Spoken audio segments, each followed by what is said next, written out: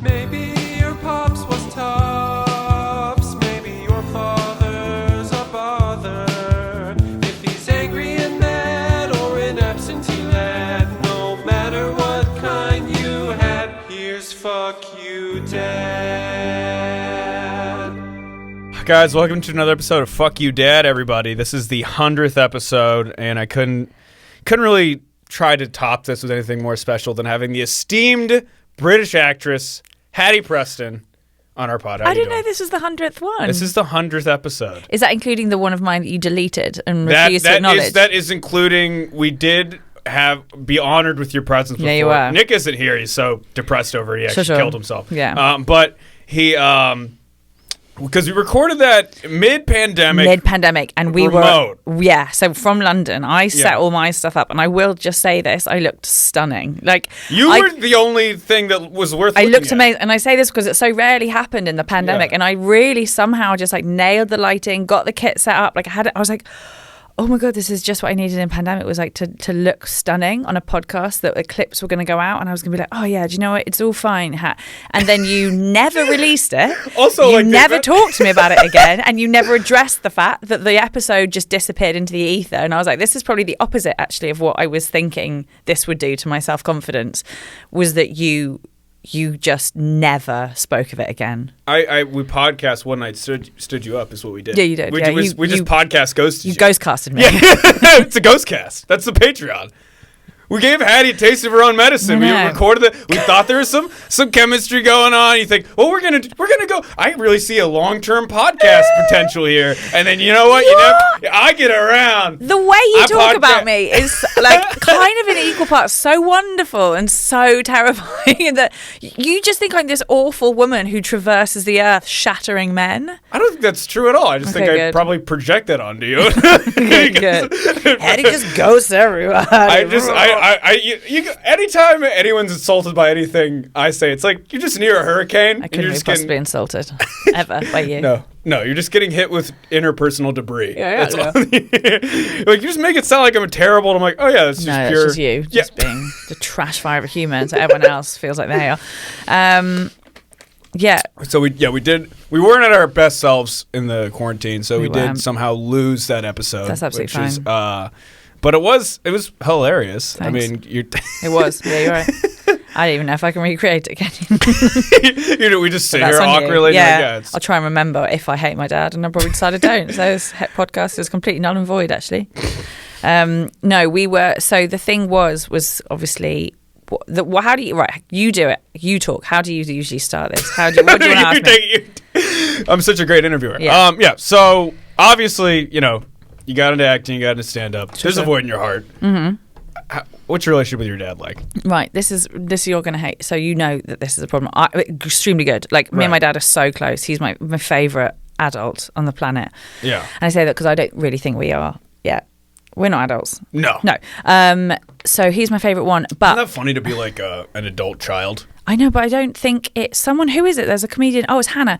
Has a thing about being senior millennials. She's like, it is different for those of us who are senior millennials. Like we get banded into the millennial category, but we're just not at all. So we're still like fucking useless at like life things. Like I don't have a home. For instance, I'm sitting here going back to London tomorrow and I don't have a home. It's a pretty big deal. What an insane sentence That's to quite say. a thing. Yeah. So I will be going back to my mummy and my daddy's home. For sure. Right. Well, there'll be fresh cookies and milk. Well, no, they won't. This is the thing. This is what we talked about last time. Right. We're not really like that. We're not the kind of like happy cherry pie baking. Like we're happy a lot. The Prestons are very close. But the one thing I will say is not that he left a hole in my heart or a void in my consciousness.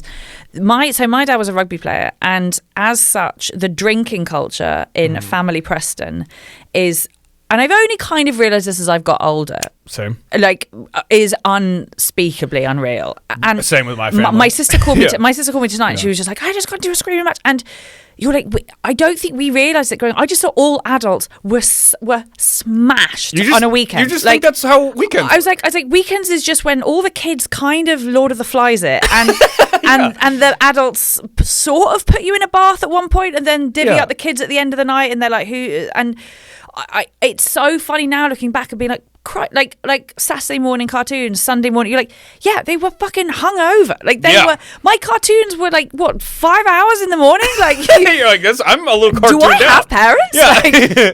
Like, are they coming? It's so funny now. But it's not that I say all this and people can be listening, like, right, your parents are alcoholics.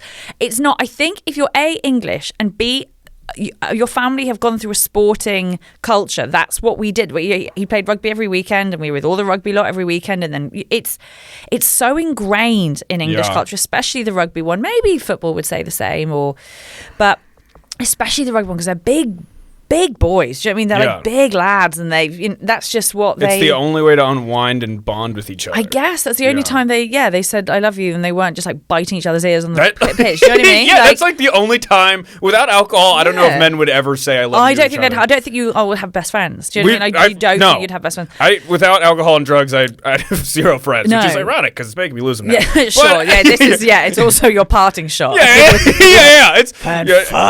It's I get them and then I lose them through. But you're fun like that. Yeah. You wind them in with the same thing that repels them 3 years later, which is really fun. Holy shit! That hit me like a shotgun. But no, I'm still here. I am realizing I am going through the exact same realization about my mom's side of the family, which I love very much. But it's like I think British and El Salvador are similar, that people just drink there like. That is part of life. Yeah, it's a vitamin, and it's not to not drink is like bizarre. That's like not like the French who sit there and like have a couple of glasses of red wine and like have a cigarette and have a lovely time and talk about, like, they get slammed. You get after it. You have like 5 or 6 beers before 5 or 6 beers. Yeah, someone like makes an ass of themselves and it's funny. And that's the pregame. Yeah. And then you drink before the match. You're in the stands and it's cold, so you're drinking. You just drink and drink and keep going for hours. Thanksgiving, one of my uncles fell asleep with a drink in his hand and his jacket on before Thanksgiving. Correct. And nobody even brought it up. No. And then also, like, I was visiting with my family for 4 days, but day 4, my heart hurt. I felt like I was at a music festival. I was like, I have to slow down. But this is when I kind of realized it was because after you move out, and I'd like been living in various different places and various different, cities and whatnot, coming back, and always, I found realizing through my 20s, I was like, I'm never more drunk than when I go home. Like, than when I go home to my family for like a Sunday roast or like exactly that, like a family thing or a Christmas or an Easter or whatever. I was like, I'm ratted. And you're like, this is with my mum and my dad. Like I was having like a jazzy old time out and about working in hospitality. Like, we drink in hospitality. I was like, I'm rat-arsed, and it's Thursday in my childhood bedroom. Like, I was like this. But what I realized, there was a few years ago, so what we talked about was actually doing just before the pandemic. So I'd just come back from Chicago the last time, and Dad had just started making wild decisions on alcohol, like wild decisions where you were like, oh, right, but you're in danger. Like, him and my brother went out to Japan for the Rugby World Cup, and Dad, they got shit-faced, and my dad just walked off out of this bar in Japan, by the way. Oh, that's wild. He's not, I wouldn't say he's fluent at the language. Like, it's not on his CV. Not his neighborhood, for sure. Not his neighborhood. Walked off, didn't take his phone, didn't take his wallet, didn't take his like little funny hat that he was wearing. Like, walked off into Japan. Now, by virtue of the fact that the Japanese are delightful people, someone found him, kind of pieced together where he'd been, and got him back to the bar where my brother was, my brother's best mate was, and the other dad was. But he'd been missing for a minute, and Arch was like, you can't find, he's left everything. He's left everything at the bar, so there's no...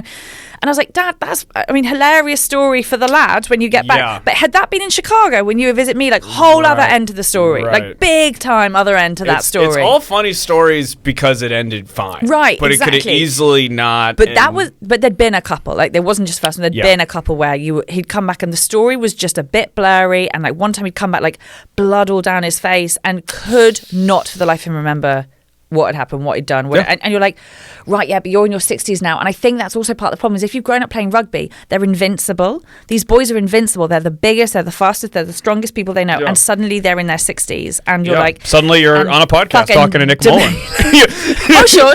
Yeah, we're going to get onto that one soon. But like... Yeah. I was like, you're now like, you're fucking dementia's knocking at the door for half of them. Like, you're like, I'm going to need you to not like be helping dementia That would be super fun.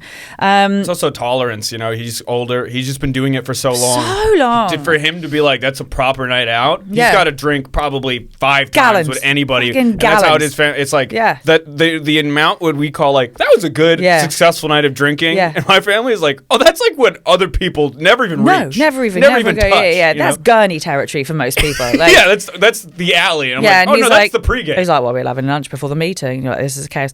But I said to the siblings, I was like, listen, I'm gonna take one for the team, and I'm gonna take him out for dinner and just be like, listen, we need to really properly talk about this, because I would say that, like, in defense of the Prestons, our love language is definitely self-improvement. Like, we don't shirk on being like, hey, be better. That would be fun if you could be better, which probably explains a lot about me. No, for sure. I think you actually said that before we started recording, but yeah.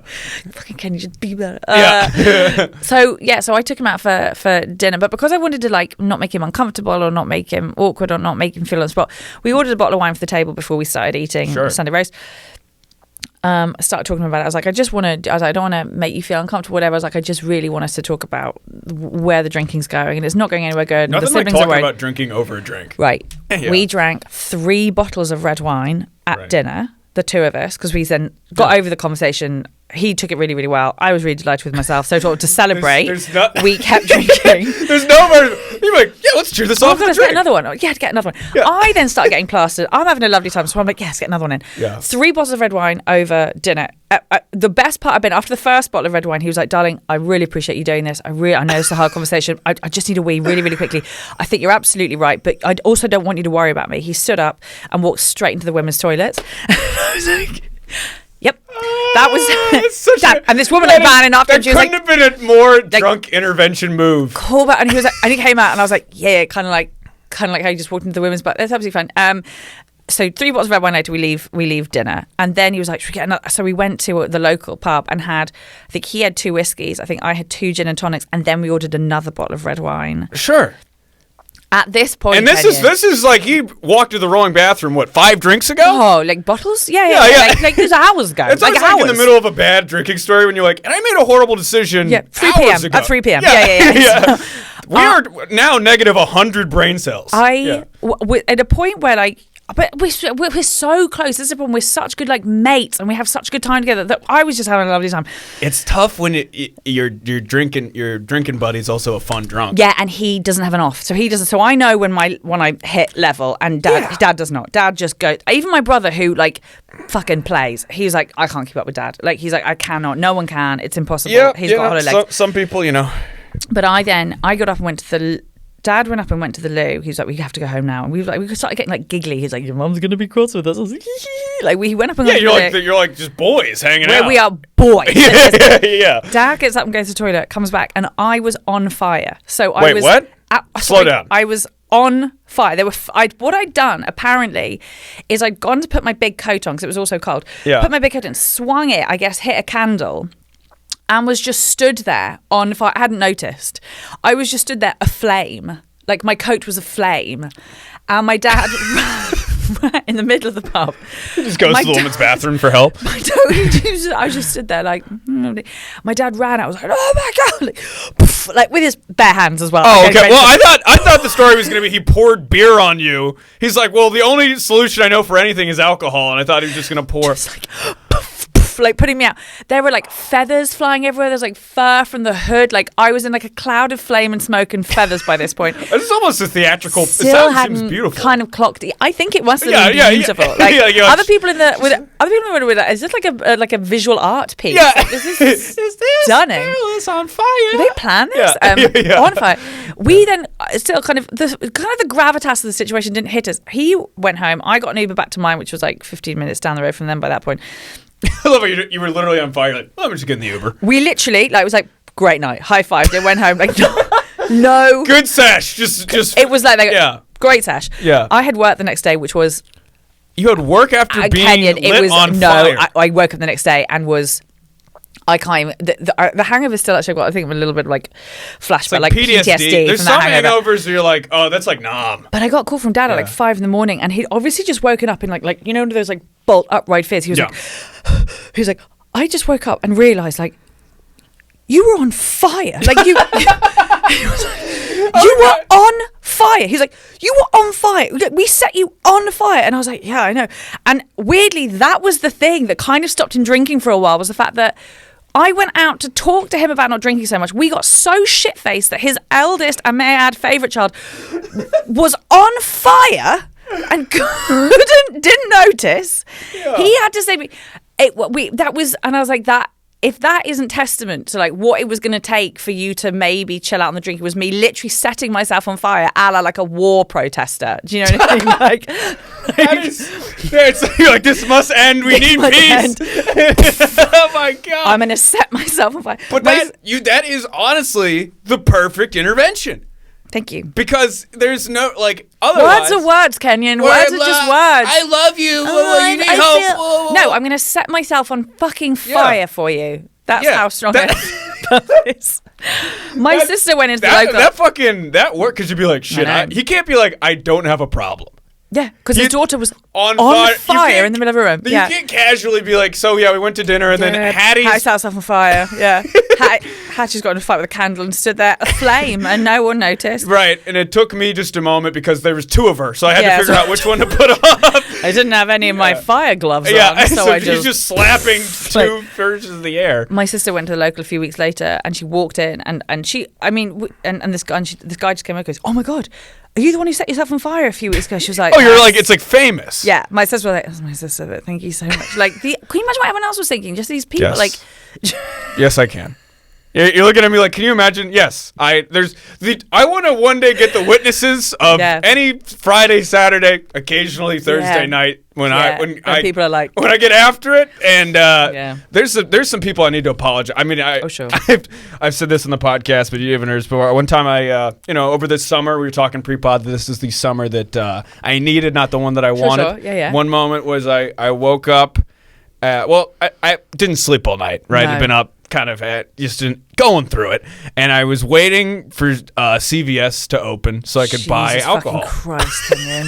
CVS. Yeah, and so I go there, and as soon as I walk in, the guy just, without missing me, he goes, "No liquor, no beer."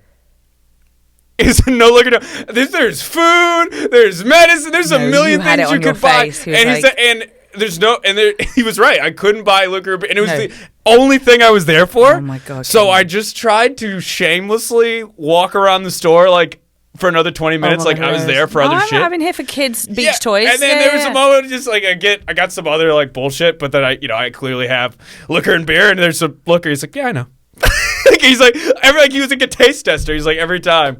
Oh my God, you're amazing. So me and your dad need to hang. Don't. That's never going to happen now. I think me and your dad meet, and then it would be like the world, that's the universe, the black hole opens. Yeah, because then you'd both be on fire in the pub, and there's no... We could literally like power a town. It's like a cold chamber. Chaos. Absolute chaos. Yeah, no. So I think the thing is like, I love my dad very, very much, but I would say that is the thing that he has handed down so... selflessly to his children is just what we thought was normal alcohol consumption. You don't realize it.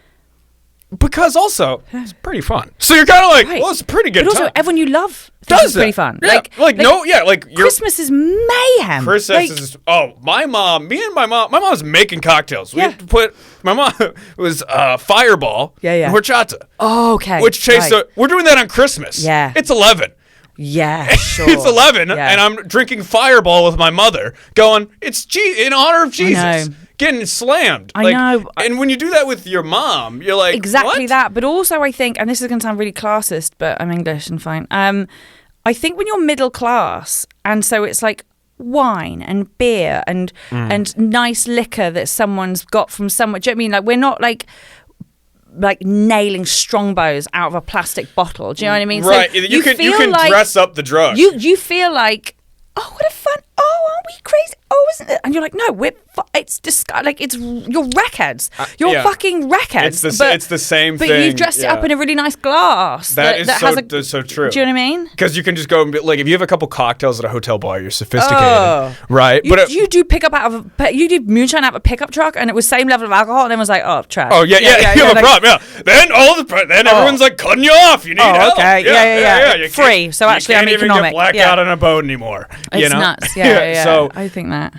But No, that's it's a really wild realization to have. It is. Because it itself is pretty sobering. You're like, oh, not everyone is. Because I had to have that this summer. Yeah. Because look at me. Because I didn't realize that was abnormal. Yes, you do, Kenyon. You do, because everyone tells you this. But yeah, it's been a fun time, and it's been we haven't hung much, but it's been no, but it's been real when we have. It has. It's been real. It usually is. I know. We kind of cut to like the Patreon level conversations, you and I. I think that, but do you remember that time we did the road trip to Milwaukee, Yes. whatever it was? Yeah. And I remember we had Tyler in the car on the way back. Yeah. Do you remember? And I remember thinking, like, oh my God, Kenny and I kind of established on the other drive. Right. I think we lasted about 5 minutes of Right. like, hey, how's it going? And then like flew into sexual anxiety. Right. And it's then, like something. It's very, very deep. Yeah. Interpersonal stuff. So Tyler got in the car on the way home and was like, oh Jesus, I hope it's like tuning it to a radio station that you're like, I really haven't got your okay on this one, but this is it. It's AM radio. Yeah, it's like conspiracy We have theory. one radio station in the sky. If you don't like it, get out. Yeah, like it's literally like you're just talking. You're like, so I think around 11 is when it all happened. You know what I mean? And I'm like, holy shit! Like it never. I don't think Hattie and I have talked about like just how's your Monday going. No, never just one like, time. I don't know what your job is. I have no idea. I mean, what before job the you do. podcast, you were just joking. You're like, Kenyon needs his love with a little. You made a joke about me having a gaping wound in my heart. Yeah, I did. And That's hilarious. It was if we great. don't joke about it, then you'll die from it. You will. I haven't. What is your job? What do you do? So, I work with my passion. I help. There's a website called Provi that helps bars order alcohol, and I do. For fuck's sake, Kenyon! Yeah, That's your job. Mm-hmm. Jesus Christ! And I do the data entry for them during the day. So they're a fun. I get what company. you drink. No, I get what you drink. Fun, innovative company, remote job. Okay. I do Yeah, that. that's nice that I know that. Huh? That's nice that I know that now. You know, You know what you do? Well, yeah. Well, I think a lot of people they're very like, what does he pull off for money? Yeah, but I feel like that about a lot of comedians. Yeah. Because you're like, there's no way you can be trusted with real things. Yeah. Right? Real Yeah, things. because we're to each other, we're all rats in a bin. Like, all we see is us being rats in a bin together in the same bins. Right. So we just see that they're like, so then you're like, right, well, none of us can possibly do real things. Yeah. And then you find out that some people do real things. Yeah, they're like, having the mask on. You're like, whoa. You're like, him? Yeah. He screams about dribble cup. Like, I get, like, you have to work remotely. Do you know what I mean? Yeah, like you I can't go I will in. be fine. Like, instant. Don't ever get an office job. I had it for 2 months, and then COVID happened. Thank God. Thank God. Otherwise, someone's going to ask me a question, and I'm going to say a Kenyon response, And then you're lose done. my. You're done. And I can't do the way we talk. I don't have good small talk with anyone. No, I People don't. are like, "How are your weekend?" That's why I work with children, because Yeah. they don't do small talk either. They just like come in on shit, and you're like, fucking yes. You're like, get it. Yeah, actually, yeah. Do tell that kid what you think. Like, Yeah. I used to think that maybe I'm more open or mature, but maybe I'm just emotionally stunted to the point where. I think kids are the most weirdly. I think kids are better than all of us because we learn filters and sensors and self-doubt and second guessing. They fucking don't.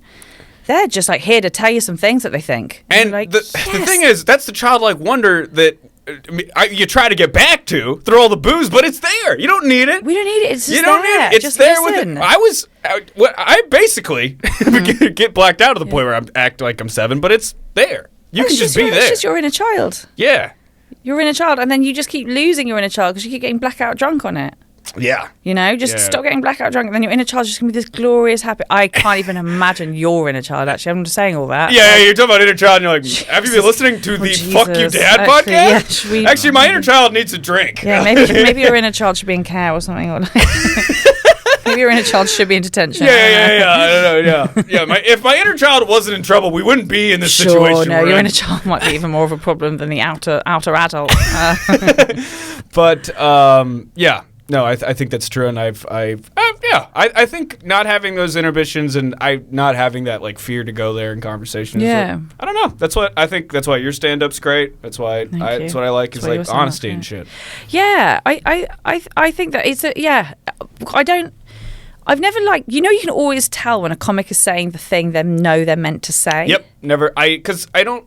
There's nothing original about that. And it's like, it's all fair. It's fun and games. If you're saying really righteous, good things, but you can tell you believe them. Do you know what I mean? There are some comics who are like, I think for whatever reason are good people, and so when they say things that sound good and sort of noble, woke and thoughtful and generous, you're like, oh no, that checks out, because I think you're actually that. I think that is your gig.